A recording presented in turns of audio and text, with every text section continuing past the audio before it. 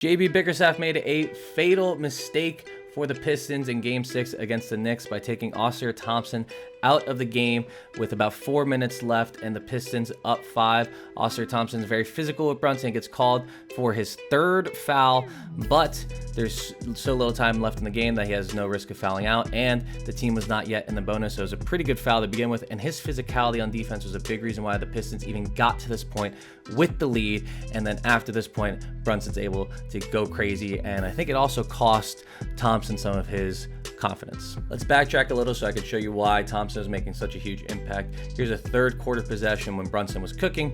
You have him going against Dennis Schroeder. He's coming up off the screen. He has a ton of space, and now he's able to work against Schroeder, get to the free throw line, and then shoot over Schroeder by creating some space. Now you're going to see on this next possession with Thompson on him, it begins full court. Thompson's able to be physical and just kind of crowd Brunson's space with all his length.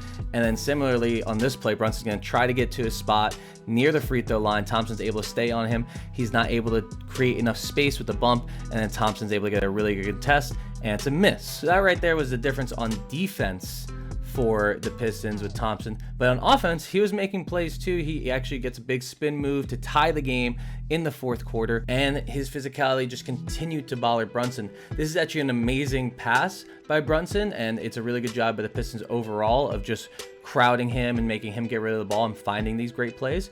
But I still think they were doing better with Thompson in the game rather than any of their other options. This is the possession before Thompson gets taken out.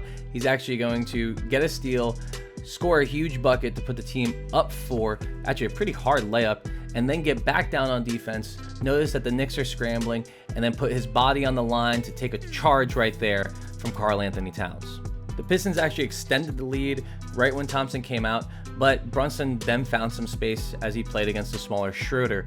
Here he's gonna get into a drive and then go up and over the smaller Schroeder for an and one.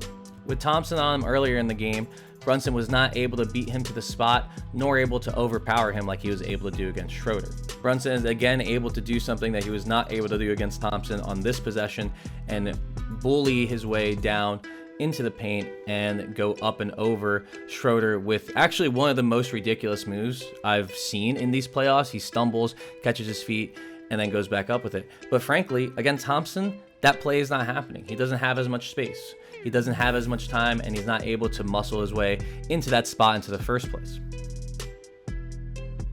Thompson comes back into the game, but he does make a crucial mistake by not boxing out the shooter on the rebound, and while the Pistons do have a good chance of getting it, it goes out of bounds, and that pretty much rests at Thompson's feet. But on the next possession, he makes up for it by showing exactly why he is the best option against Brunson for these Pistons, or was before the series ended. And he pokes at the ball, he has really active feet, and Brunson's taking his time, but you can definitely see that there's just not enough explosiveness for him to get by the quicker Thompson than he did against Schroeder. And so Thompson in this game is showing you that he can defend him at a higher level than Schroeder did. But unfortunately, Brunson's already kind of got going with those 2 shots. He knows that he has space, and he's starting to figure out Thompson now that he's come back in after a rest. Here's another possession where Brunson is going to go up against Thompson, and Thompson does an amazing job beating him to the spot, not allowing him to get to that little jumper. And you can see Brunson was a little surprised at just how fast Thompson can get there this late in the game. He does find some space against Schroeder, tries to go up, and then there's a rebound, and whose man is that? Well, that's Amen Thompson's man. He forgot to box out Mikal Bridges, or couldn't get in position after that screen and roll. And so that's 2 just giant mistakes, and you can see Thompson trailing, doesn't get a body on a body against Bridges, allows him to go up for that rebound. Great play by Bridges, but you do have to box out and give yourself the best chance there. So I would say it's 2 huge mistakes from Thompson after going out and coming back in. Confidence is a fickle thing in basketball, and I think when Thompson was taken out earlier, he just kind of lost his mojo, lost the flow of the game. And on the other hand, Brunson found it, and I think that's what happens in this culminating play. Great ghost screen, and then just an amazing move by Brunson. Maybe this happens regardless. Maybe that sub is meaningless in the grand scheme of things, but if you look before that sub happened, Brunson was on the ropes, and Thompson was making play after play after play. After that, it was the exact opposite. Brunson was making all the plays, he was controlling the crowd, and he was able to set up moves like that and send the Pistons home, send the Knicks to the second round.